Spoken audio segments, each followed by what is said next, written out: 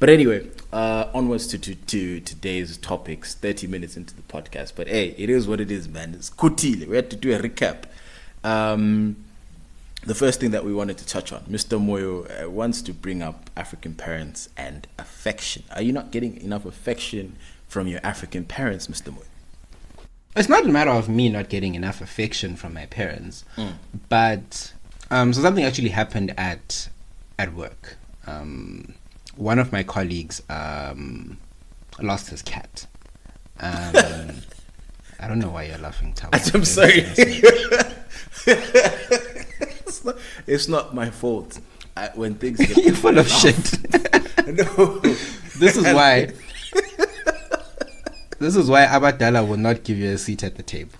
That's actually probably why I'd never get a seat at the table. I forced my seat at the table. I'd laugh, bro. No, honestly, yeah, I really would love to.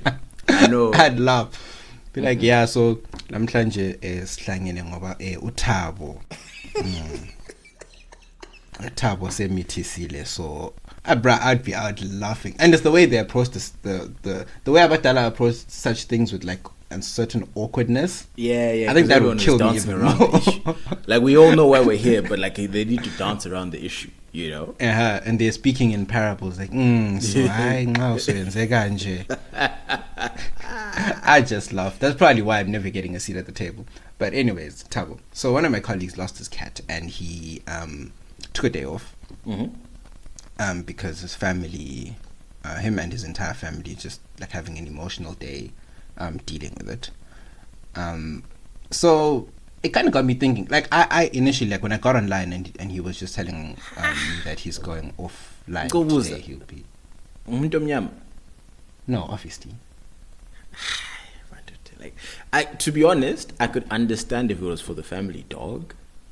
But I just think cats are such assholes. Like, I would never do that, bro. Like, for a cat. I think the emotional thing was, I think they had to put it down. Oh, okay. Well, still, same thing. I guess. But I mean, at the end of the day... That kind of changes things.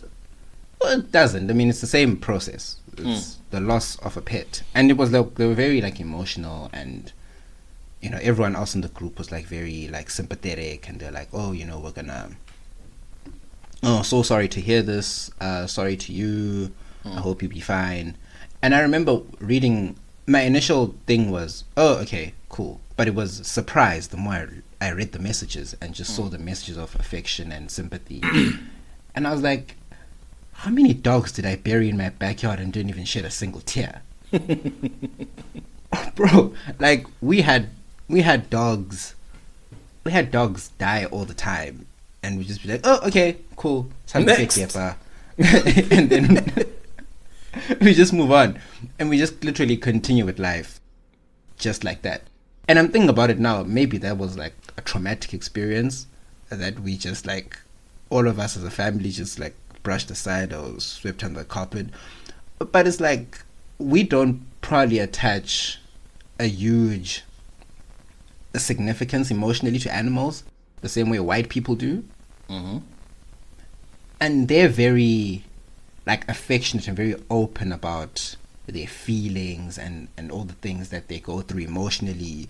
This is really not where I thought this discussion was going. Like, no, it's going in that way. No, it's going in that way. Oh, okay. We'll get there. I'm just taking a long route. Noted.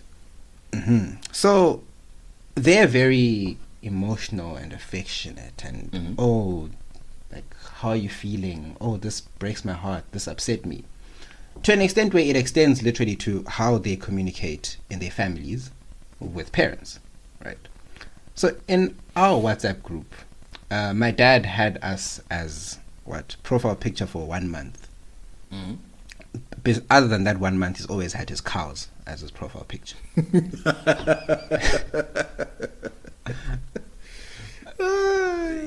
He came to Cape Town, we took nice pictures, he put us as a profile picture, and then after that he had his cows back as a profile picture. And then it just got me thinking of how, in spite of all of this, I think white families are just more like, have you ever told your dad that you love him, Tom? Ish. I don't think so, hey? like I've said, to different people that I do love my dad, but I don't think I've directly said it to him. Like, do you think if you text him now and said, "I love you, Dad," what will he say? I think he'd say I love you too, because I don't know what my dad has kind of changed, right? And it's funny because it's like he's done this changing on his side, because a relationship is a two-way street. Yeah. So like, he didn't communicate that we're changing. I didn't get a memo that our relationship is now supposed to get a lot more, let me say Western, right, for lack of a better term.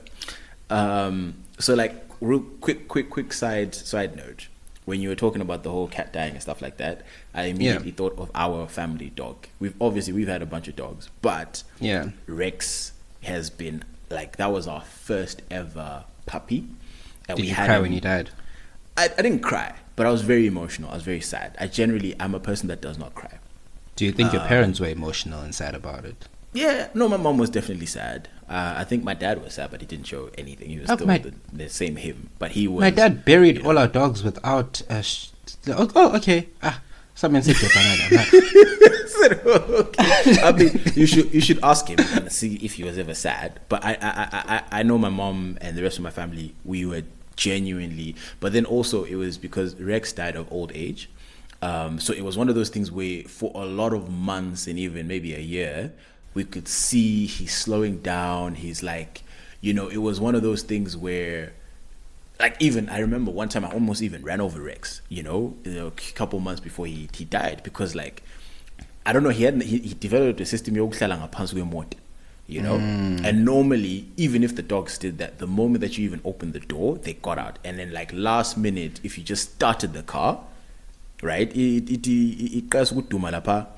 immediately they move. And then I started the car. Rex, nothing. I don't see anything in the mirrors, because normally you'll see, they'll be in the back behind the car. I don't see anything. I start the car, nothing. And then like I open the door, and I see Rex is still under the car. Like he's still taking his time to get. I'm like, yo, if I didn't notice, you literally would have been splattered all over the garage. You know what I mean? But anyway. So yeah, we had Rex as a puppy. Like literally, me and my little brother were probably, I don't know, like anywhere between 8 to 10 years old, somewhere there. Yeah. And he came like a little tiny thing, always wanted to come into the house. We moved to different houses with Rex. Like literally, for a brunt of my childhood, he grew up with us. And I think you have a special connection with the dog when you grow up as well as the dog grows up too. I think it's an even deeper connection.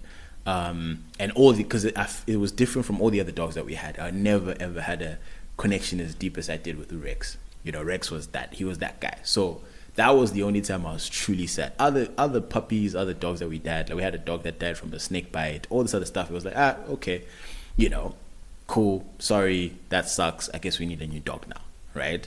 But generally speaking, that's the typical black response, by the way. Yeah, because some people are masela. It's like, okay, it's a feeling. On to the next one. Yeah, it's a feeling. But anyway, moving on to actually what you had asked. I think, yeah, my dad, he was essentially carbon copy of your dad, where it's just a straightforward. I describe it as me and my dad had a business relationship. You know what I mean? Like it was, you wouldn't be able to tell if he was talking to me or he was talking to a business partner. It was literally that, and the only way you can tell is because obviously you're like, this guy's probably speaking to some kid. You know what I mean? But that's the only way you could tell that he was speaking to someone else. But this is my son, similarly, check. You would never be able to tell. There would not be a difference, right? And then I was like, oh, okay, cool. If that's what we're doing, then cool, right? And then somewhere along the line, maybe I'd say in the last 4 years or so, he changed. Mm-hmm. And then like there was a time I remember because I'd come home every summer, right? And that's when I'd see my dad. I'd be with my dad for a couple of weeks, couple of months. Everything is grand. Things I'm Nandi. I'm at home. I'm in blues, right? And then when I'd leave, I'd still be texting with my dad and stuff like that. Obviously, oh, dad, I'm back at school. Flight, flew safely, all that kind of stuff. Yeah. And then this is usually like what, a day after, and then he'll text me. He's like, it's now quiet in the house. I really miss you. And then like, the it's quiet in the house. I'm like, okay, cool. I get That's it. him saying, I it's miss you, blood clots. Yeah, exactly. So he didn't need to add the I miss you. But then he added the I miss you. And I was like, I remember I sat there. The first time I saw that, I was like, what? What are you saying? You know what I mean? Like, I was so shocked. Like, Chief, that's not what we do. That's not in the arrangement. You know what I mean? So I was just like, so I texted back. I said, I miss you too. But in like, you should, like, if you saw the expression of my face, eyebrows way up in the air. It was literally just confusion. With my mom, it's a different relationship. Like, I can be very affectionate. My mom goes, I love you. I'll be like, oh, mom, I love you too. You know what I mean? Like, it's just, no. It's easy. Even though, like, we don't say it on a regular basis. But yeah, whenever we do say it, it's smooth, it's chilled, it's whatever. But like, I think for me, the most that I expected or got from my dad was more of the I'm proud of you, the well done's. Then it was like, all right, cool, I'm glad he's happy. But like, it was not affectionate. You know what I mean? Like, it was just, so now it's weird when he gets affectionate. It's very weird for me. It's very like, I still kind of like, I'm like, wait, what are we doing? You know what I mean? Because there's just no base. Like, I guess I don't have any problems with it, but it's just, so if someone else, if Senna says, oh, me and my dad, we say I love you every day, all this other stuff, you know what I mean? Like, I'm like, oh, okay, cool. Senna has that relationship. But I don't think I think there was a portion in my childhood where I kind of wanted that. But then also because all of the guys I'm surrounded with are the same as me, a lot of us never really got that. So no, we didn't think it was necessary. Yeah, honestly, I looked at it as it was a TV. I was like, no, that's like some Sweet Life of Zack and Cody type of shit. You know what I mean? Like, it's TV show. It's America type of thing. Like, that's not the relationship you're supposed to have with your dad. Because Senna says this, all my other boys say this, and it's just kind of like, all right, cool. Their dads are like my dad, so therefore this is normal. So I don't think I ever found myself craving, I wish my dad said I love you more. I don't remember a time when I felt like that, you know? But he now feels like that. I don't crave it because I think if he actually came out and said it today, it would be the weirdest thing ever. I'd feel so awkward. I wouldn't know what to do. And that's for both my parents, by the way. Because there was a year when I think sometime during articles, I went home for holidays and then came back to Cape Town. And then I think the next day, I was texting my mom. We were just talking. And then she's like, yeah, these days go too lazy with you guys gone. And I remember just reading that text. I'm like, okay, how do I reply to that? And it clicked immediately that that's her way of saying, I miss you guys. Yeah. But as a Ndebele parent, as an African parent, it was probably difficult for her to put those words together and say it like that. Do you know what my queen says? So if I haven't called her in a couple of days, maybe let's say even a week, if I haven't called my mom, she'll pick up the phone and she'll be like, oh, so namhlu sukhumbula ukuthi ulo mama. Or she'll be like, so namhlu you've realized namhlu ukuthi awela ngesihlahleni. And I was just like, wow, mom, I missed you too. No, my mom would do this thing where she'll call you and be like, kanti these days uthule kuhamba njani? Yep, she does that too. So is that your way of saying I miss you, this is why I called? Like the call starts with a young guilt trip. So these days uthule uright kodwa. I'm like, bro. So man, siza kubona nini? Exactly. And I'm always just it always kills me. The one time my sister, I think she told my mom, I don't know what was going on. And then she's like, I love you to my mom. And then she replied and she's like, is everything okay? What's wrong? What? Yeah, that was her response. She was like, what's wrong? Is everything all right? Are you dying? Is everything fine?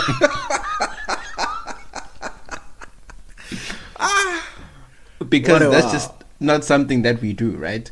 But it's the complete opposite with white parents. It's like, oh, I love you, mom, I love you, dad.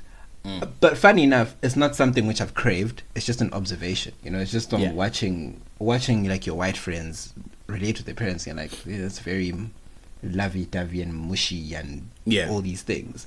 I can't ever imagine texting my dad now saying, "I love you, Dad." Yeah, like I don't know. It's but weird. he knows. Like it's common knowledge. Like we all know it. Yeah, like so exactly. No There's a general understanding. You know what I mean? It's just we know it. Like I've never ever felt like my mom or my dad didn't love me. I've never felt unloved by my parents. You know what I mean? Exactly. So therefore, because I've never felt unloved, I've never needed that reassurance. To these niggas fed me, clothed me, paid for me to go to school in America. You know what I mean? I'm like, hey, listen, if these niggas didn't like me, there's no way they're doing it. They would have been like, go to Lupane Estates or wherever, you know, like, or whatever the case might be. They wouldn't care, right? So from my point of view, I'm like, okay, I get it. And I'm happy with that, you know? So it's just weird now. At least for me, it's very weird where I am with my dad. Because I'm like, I feel like this guy wants it, you know? So I'm just like, you know what? I kind of wish I was in Togo's situation where, you know, I got my person pregnant and and there's a grandchild. Then he can kind of direct that love to the grandchild. You know what I mean? Where it's just like, now you can be fully lovey-dovey granddad. I feel like he's in granddad mode. So you think he's just waiting to be unleashed? I think it's just kind of like at this point it's like, oh man, I've got I've had a great career, got my family, all this and that. Now I'm ready for granddad mode. Yeah, where I can just be a big marshmallow, and you know, I feel like that's where he is now. But then obviously there's no kid. Last year we didn't go home, right? We couldn't go home because COVID, blah blah blah. And then my mom on this weekend's call, she's like, yeah, clearly vaccinated ukuze this year libuye. I'm like, okay, is that your way of saying you miss us? You could just say it. Yeah. Like, there's no need to like go around with yes, umele libuye this year. No, you say I miss you guys. Come home. Like, there's no. You know, there's no harm in that. But I see. It's just the most awkward thing. I think a lot of us are in the same position with our parents where it's like I don't even like hugging my dad, right? We don't do like the proper hug. You know how you hug like friends. It's always like a handshake which transitions into like a hug thing. Because it's just, I guess maybe that's not how they were raised. They were not raised on those vibes. But here's affectionate. And this is what I'm saying is like, this is also PSA, guys. Today's episode is gonna be long. Like there's still a lot to get to. So I'm just letting y'all know, and you know, you ought to stick around for the Siazamas or whatever, because I know today is just it's a good content. But anyway, so for me, remember, like I said, my dad transitioned by himself without any memo. I had no warning. So like, he was that guy where it was handshake that transitioned into backpacks. You know what I mean? Like that. Yes. Hey, what up, bro? The handshake that goes into a hug and then hey, you know what I mean? Like it was one of those. How are these owns? Like, how are these owns exactly the same? I'm telling you, the Zim system was efficient. Like, literally trained all of these people, and it's like, yo, everybody feels like they have the same mom and dad. So like, it's one of those. And then he by himself transitioned into being a more affectionate father. And now I remember it was awkward one time because I think maybe in the last 2 years, I think it happened in the last 2 years, I went in for that handshake / hug. And then he just hugged me. So now my hand was like stuck there. It was stuck in the middle. So it's like on my chest / my stomach, and it's like, hey, you know. And I'm like, okay, this is awkward. And he genuinely mised. He saw the hand, mised it, opened his arms, gave me a big straight hug. For a big hug. And I was just like, again. Most people will be like, oh, but me, in my mind, I'm like, yo, what is we doing, boss? Like, awkward as fuck.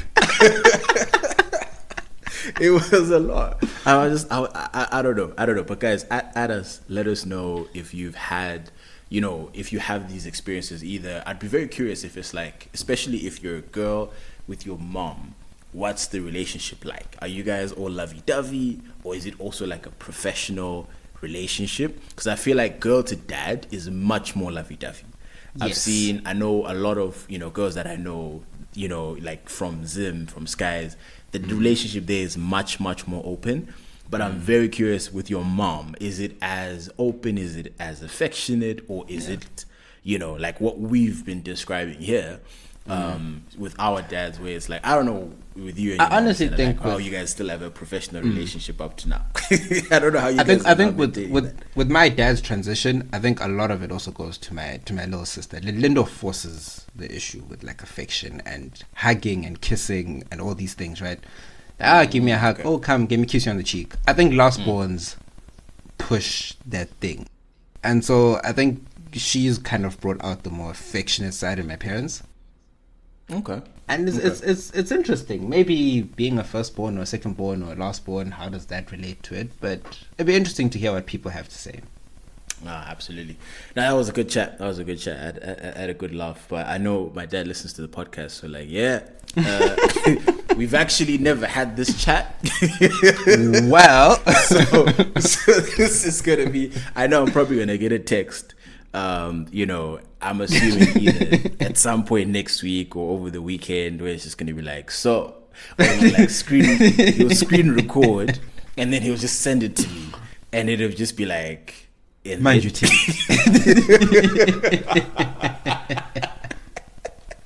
But anyway, Dad, I know you love me. I love you too. So like, there's no beef. We're good. We're alright. Everything is kumnandi, bro.